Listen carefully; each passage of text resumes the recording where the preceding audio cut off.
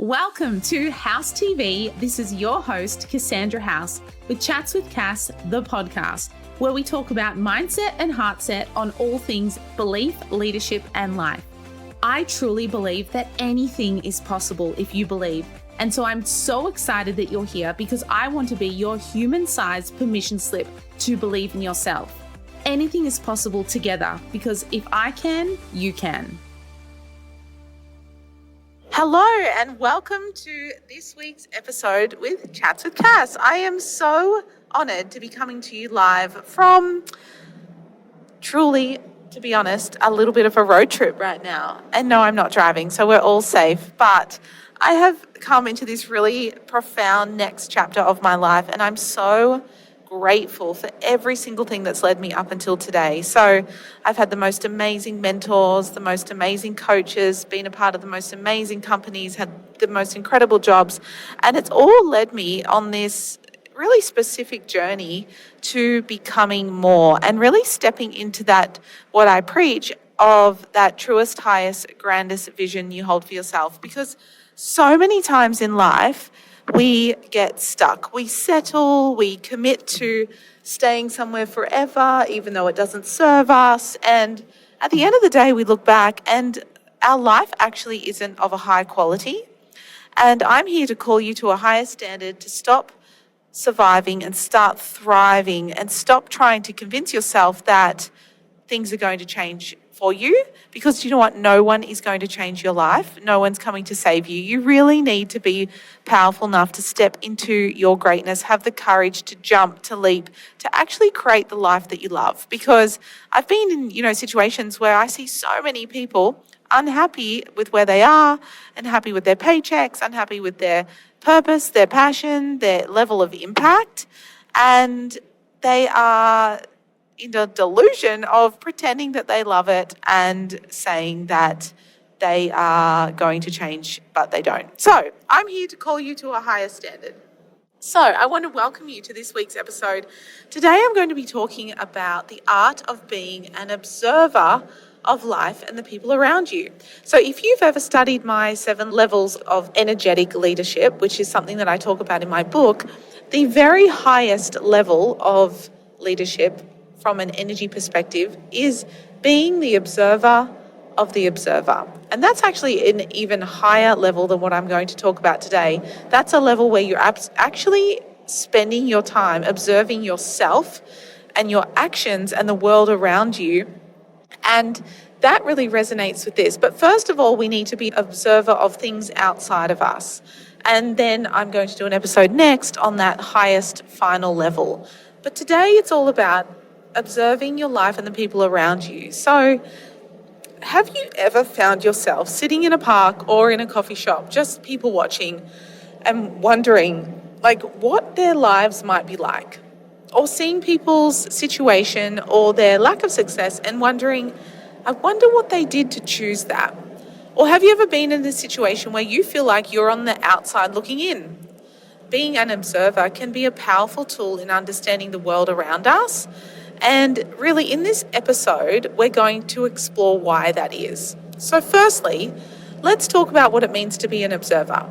Being an observer means taking a step back from your very own experience and focusing on the world of which you are getting to experience for yourself. It involves paying attention to the details such as body language, facial expressions, what you can smell, taste, see, what your senses are showing you, and the way people interact with each other. It's about being aware of your surroundings and taking that higher approach in any environment without necessarily participating in it.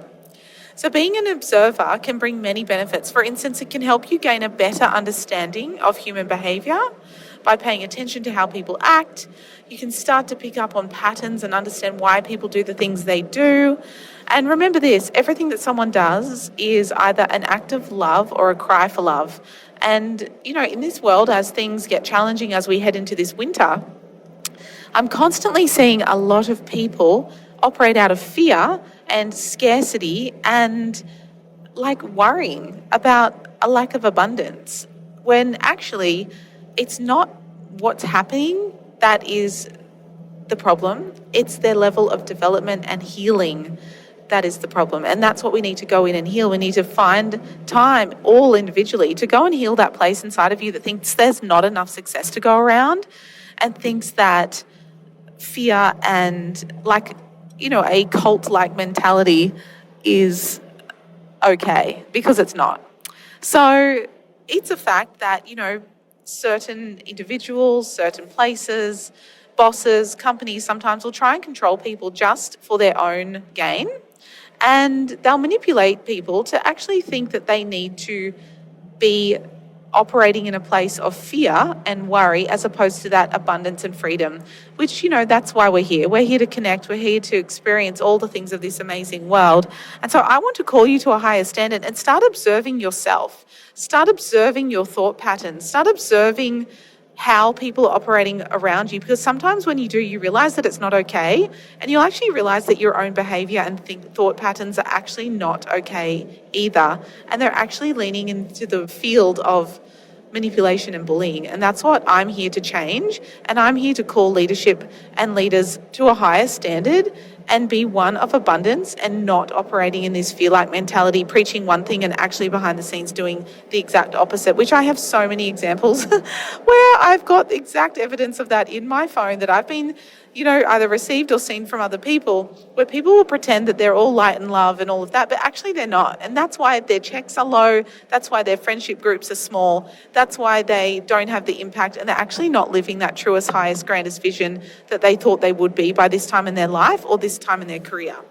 So it's so important and especially helpful in interpersonal relationships, as you can start to empathize with others and anticipate their needs when you start to reach up to that level of really being the observer. And observing can give you that real sense of a detachment from your own experience. And sometimes when you're too close to a situation, it can be hard to see the bigger picture. And by taking a step back and observing, we can gain a new perspective and see things far more clearly. And so another thing I love about being an observer is that it can make you feel very mindful. When you're paying attention to your surroundings, you're less likely to get caught up in your own thoughts and worries, because it's so much bigger than where we're at, and it's so much bigger than what's happening just today. And instead, if you're focused on the present moment and your impact in that moment and your passion and being completely on purpose in that moment, then you'll reduce all stress and anxiety from that moment for you for that short time, but a really powerful time. And that's sometimes all we need to have a bit of space and air and grace for ourselves to go to that next level. So being an observer can be such a powerful tool in understanding the world around us, and paying attention to the details and taking a step back from our own experience can really give us that deeper perspective and gain that understanding of human behavior. So I would love to share with you my top 10 tips, or points, if you like to call them that, on how to actually elevate yourself, your mindset, and your leadership to an observer level, as opposed to a reactive level. And so the first is to, 1, practice mindfulness. So being present in the moment and fully aware of your surroundings is key to become an observer. And one thing I do to always get into the present moment is I tap into my senses. I say to myself, right, in this moment, take 3 deep breaths in, and then I think, okay, what can I hear in this moment? What can I feel in this moment? Whether it's hanging onto a steering wheel or my fingers on a keyboard or holding a pen. What can I taste? Can I taste some coffee or toothpaste, or what can I taste in this moment? And what can I smell? And what can I see? And when you tap into those elements of your senses, it actually brings you into the present moment. Instead of going all up flighty in our head, we drop into our heart and we tap into what is. And that is the most important way to get into the present moment and start practicing that mindfulness, being aware. And the second is to develop your observation skills. So our observation skills are so key, and that is to take notice of small details such as body language, facial expressions, and the way people interact with each other. So many times in life I see leaders doing things opposite to what they're preaching, or actually doing opposite to what they say. I just look and I think that's so interesting. It's neither good nor bad, it just is what it is. But that is observation, and that is actually developing your skill of observation. I wonder why that person has the need to let their wound project onto that other person or that other situation. That's so interesting to me. And I always think to myself, before I speak, think, act, I always think, is what I'm about to do taking me further or closer away from my goals? And I observe the things that I'm doing and thinking and feeling before I act. And so the third thing is to be curious. So ask questions, seek understanding, work out why. It's okay to question things. Do you know, so many times I see people just follow each other off a cliff and then absolutely shooting themselves in the foot because they're just doing what they think they should do to make everyone else happy. And 9 out of 10 times, people are in a situation right now because they don't want to change because they're worried about what other people think of them, even though deep down they want to shift. And so I'm calling you to a higher standard of actually going out on a limb, going out on the skinny branch, and actually going to create what 1% of the world have, because it's not going to happen where you are right now. And so then the fourth is to avoid judgment. If something triggers you, what is it unhealed in you that is making you feel like that? Try not to judge or make assumptions about what you observe. Instead, remain objective and open-minded to what's happening. We're meaning-making machines. Human beings like to make meaning out of everything. Everything has to have a meaning. This is why. What if it just isn't? What if it just is what it is? And what if you could actually avoid judgment and have a judgment detox for yourself? Because when you're judging other people, guess what? You're judging yourself. When you're rattled by someone else or triggered by someone else, it's a part of yourself that you haven't healed, or it's stemming from major jealousy. Jealousy that you wish you had the courage, that you wish you had the guts. I know so many people, thousands of people right now that aren't happy where they are, but out of the sake of trying to save face and be a part of a group of people that pretend that they're happy, they stay where they are. And it fascinates me. That absolutely fascinates me. But I'm here to be with the movers and shakers, and that's why I have such an incredible network of people that I tap into life with, because it always elevates me. And that's what's helped me build a multiple 7-figure brand the last few years and experience things like I would never experience before. And I really just outgrew where I was, and I gave myself permission to level up. And that's what I think so many people should do. And I want to be here as the permission slip, the human-sized permission slip for you to go and actually believe in yourself. And if you want to, read my book about that, which has helped thousands of people make the jump, make the shift, change pace, it's true. Believe, because if I can, you can. If I can go and create all the amazing things that I've had the experience to, and I'm only just warming up. I've got so many things in the pipeline, new ventures, new ideas, all sorts of things in the pipeline. It's just going to become more because I've made a commitment to my life to be more. And so number 5, we're up to 5 now, is use your senses.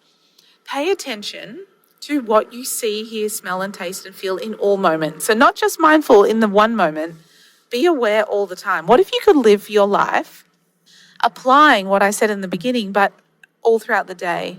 And it's this amazing feeling when you do that. So right now, if you can, close your eyes, take a big, deep breath in, use your senses and pay attention to thinking, what can I see out there?